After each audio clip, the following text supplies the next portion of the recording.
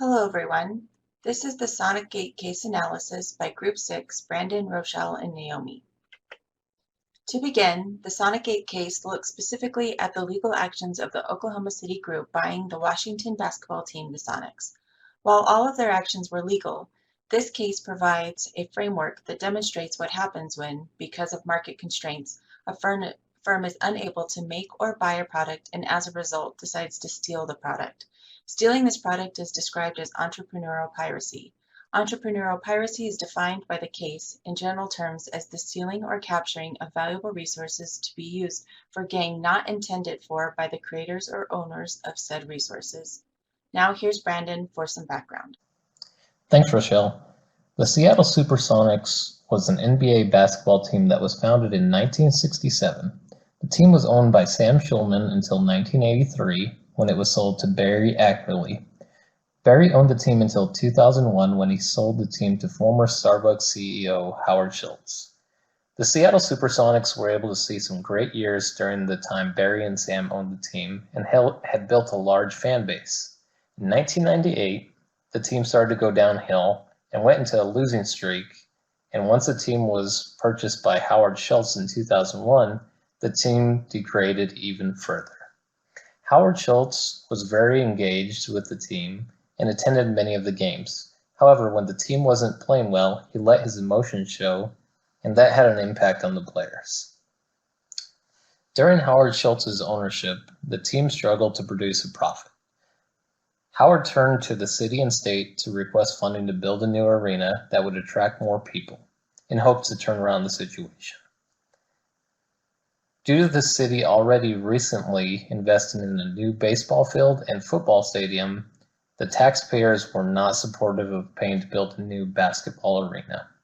After multiple tries with different government entities, Howard Schultz gave up and sold the team in 2006 to the Professional Basketball Club, or PBC, that was led by Clay Bennett of Oklahoma. Many of the Supersonics fans were not happy about the sale of the team to the PBC group, as they thought they're going to move this team to Oklahoma. Clay Bennett assured everyone that his intentions were to keep the team in Seattle. However, email activity between Clay and the members of the PBC group showed different intentions, and that they were wanting to move the team to Oklahoma and not stay in Seattle. The first steps Clay took was a proposal for $500 million to renovate the current arena. However, this was denied by local government authorities. Many felt that the renovation proposal was not a true effort, but rather just a way to pacify the fans in order to make them think they were going to stay in Seattle. In September 2008, Clay filed for arbitration to break the current lease in Key Arena. Tensions began to rise, and fans began to group together in order to keep the Seattle Supersonics in Seattle. Some fans went as far as creating an organization named Save Our Sonics in order to prevent the move. Less than a year after the acquisition, Clay Bennett informed the NBA team would be moving to Oklahoma. After several tries from various leaders, including the mayor of Seattle, the city was unable to legally prevent the team from moving to Oklahoma. And by October 2008, less than 2 years after the purchase of the Supersonics, the team was playing their first game in Oklahoma. So what could the city of Seattle and Howard Schultz have done better in the sale of the Sonics basketball team to the PBC group? The city of Seattle and Howard Schultz did trust but did not verify when making the sale of the Sonics basketball team to the PBC group. There were several opportunities that the city of Seattle and Howard Schultz had to protect themselves from this situation and stipulate conditions in the contracts in order to protect having the Sonics stay in Seattle. They could have also managed the relationship appropriately, and I'll go into that on the next slide. They could have also expanded the pie. This would be utilizing other resources that the city had that could create a profit for the team in Seattle. They could have also worked with Clay Bennett and asked him what could have been done in order to keep the team in Seattle, if anything at all.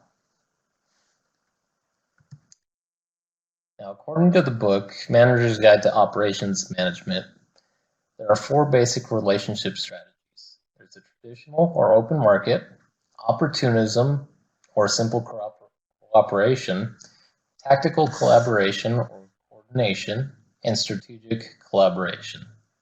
Traditional open market is where there's little to no dependency or certainty. This is a simple transactional relationship. An example would be a consumer buying a book online, such as Amazon and eBay.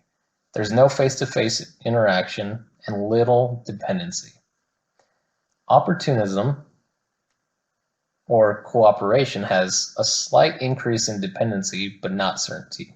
If either party can dominate, they can take advantage of the situation.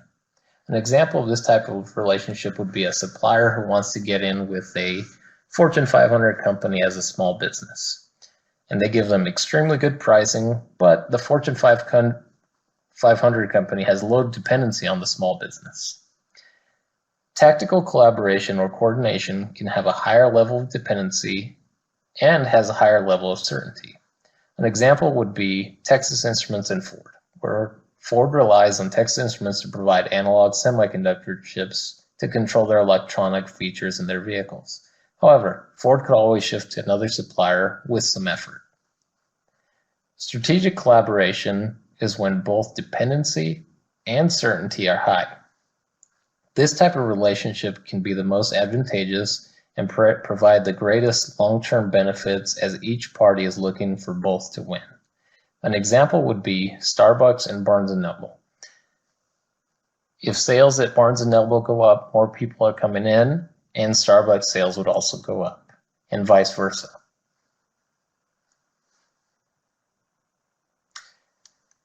In the relationship between the PBC group and the City of Seattle, there were differences in expectations. The City of Seattle was looking at the relationship as a strategic collaboration or tactical collaboration at minimum, and Clay Bennett gave the impression that he was wanting the same type of relationship.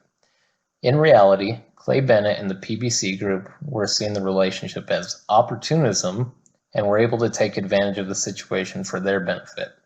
The methods Clay Bennett utilized were highly unethical and now have damaged any potential future relationships between them and the City of Seattle.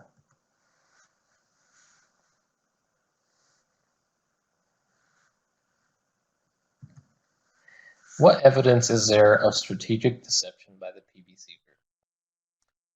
Strategic deception refers to the strategic actions aimed at misleading rivals from the true strategic intent of the firm or environment. That's just a definition. So how did we come to see that there is strategic deception happening? Clay Bennett publicly denied that he or the PBC group had any intentions of moving the team. However, the greatest single point of evidence showed that there was email conversations between him and the PBC group. For example, Tom Ward said, "Clay Bennett, is there any way that we can move here next season, or are we doomed to have another lame duck season in Seattle?" Clay Bennett said, "I'm a man possessed. I will do everything we can. Thanks for hanging with me, boys. The game is getting started." Tom said, "That's the spirit. I'm willing to help in any way I can to watch the ball here next year."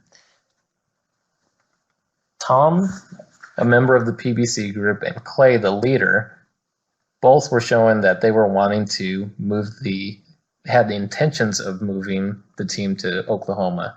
However, they had been stating publicly that they had zero intentions of moving the team to Oklahoma. This is great evidence of strategic deception. I'll now pass it over to Rochelle, and she'll answer questions 3 and 4. Thanks, Brandon. Is the CSR model not applicable to the NBA or professional sports teams in general? Why or why not? CSR stands for Corporate Social Responsibility. According to CMOF, it is also known as corporate citizenship, responsible business, corporate sustainability, corporate sustainable development, sustainable responsible business, and corporate social performance. There is not a universally accepted definition of CSR. However, it is viewed as the private sector's way of institutionalizing the economic, social, and environmental imperatives of its activities. It crosses organizational boundaries and includes functions, processes, and geographies as ideally and self-regulating mechanisms by which enterprises proactively adhere to laws, ethical standards, and international norms. The National Basketball Association, or NBA, is the organization responsible for professional basketball. The NBA is an organization in which each of the four responsibilities that make up the CSR model apply. These four responsibilities are economical, legal, ethical, and philanthropic. Historically, organizations in general, their first priority was to maximize profit with no thoughts in regard to social obligations. It was not until much later organizations began to look at their role socially. Some organizations were even pressured by the public and the media to begin looking at their social obligations. In 1979, Archie Carroll became the leader in developing a CSR model. There have been several CSR definitions, but all definitions still include the four responsibilities. Slowly, organizations like the NBA found the CSR to be beneficial for reputation and profit. In fact, popular athletics have many opportunities to demonstrate CSR. Some examples include grants, gifts, and employee volunteering. More unique opportunities for CSR for the NBA are mass media distribution, communication power, youth appeal, social interaction, positive health impacts, cultural understanding and integration, and immediate gratification benefits. CSR was found to be even more important to the NBA for a number of reasons. NBA players are more well known due to the fact that they are more recognizable as they do not wear protective gear. There are fewer players on the team. Basketball is very popular across the globe, and fans can be closer to the action than with any other sport. As a result, any negative incident would be well publicized. To that end, any positivity that the NBA can demonstrate to their fans improves their image and their bottom line. So why did Schultz fail in his attempts to be a good owner? Schultz failed in his attempts to be a good owner for several reasons. In the 5 years he owned the Sonics, he failed to reach an agreement with the city of Seattle over the expansion of the Key Arena. In addition, he also failed to explore other areas in Seattle for another site for an arena. Schultz also could have begun talks with the city of Seattle about moving the arena to a different location. The current location was in a poor neighborhood. Fans desired a new area for the arena with shopping and modern amenities. This lack of foresight left him with the current arena location and possible expansion which the city of Seattle would not support. Furthermore, Schultz also failed to take every measure to prevent the Sonics from leaving Washington. In the agreement to sell, the requirement was only for the OKC group to show a good faith effort in finding another place for the arena for the Sonics. This did nothing to guarantee that the Sonics would not leave Seattle. Knowing the struggles Schultz already faced in reaching an agreement with Seattle, was ignorant and naive to believe that Bennett would have had a better opportunity to reach an agreement with Seattle regarding the arena, or that he would have made more of an effort. Furthermore, Schultz failed to recognize the relationship that Bennett had already established with the NBA after housing the New Orleans Hornets for 2 seasons. As a result, he was not aware of Bennett's real agenda to move the Sonics to Oklahoma. Now here's Naomi. Is there any poor communication in the case? And if so, please provide adequate examples. To answer this question, we first need to understand what communication is in a business setting, and then establish what criteria we are using to judge whether the communication in the case is poor or good. According to Nextivia, business communication is the process of sharing information between people within and outside a company.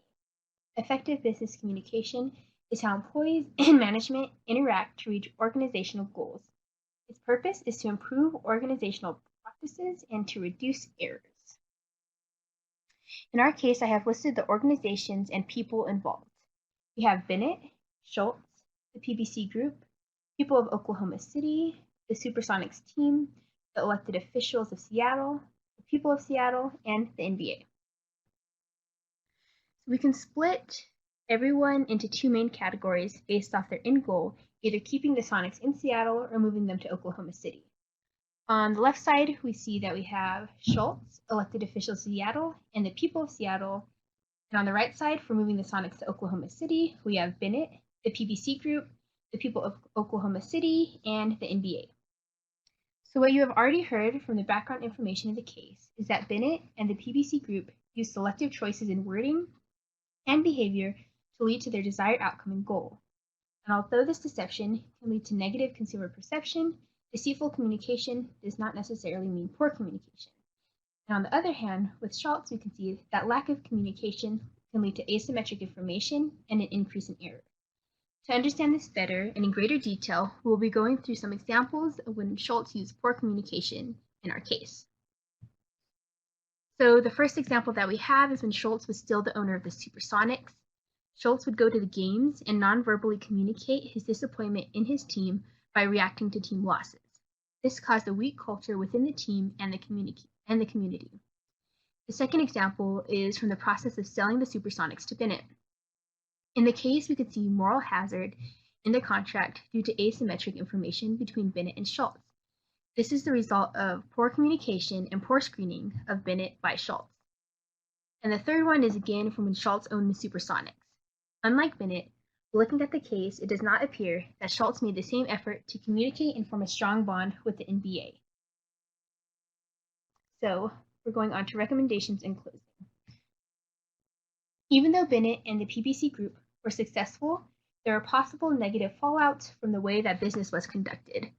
One of these fallouts being a whole fan base, all of Seattle, being alienated from watching their former team and no longer financially supporting the league. To avoid these long-term negative perceptions, both the NBA and Bennett could have made special efforts to be inclusive to this fan base.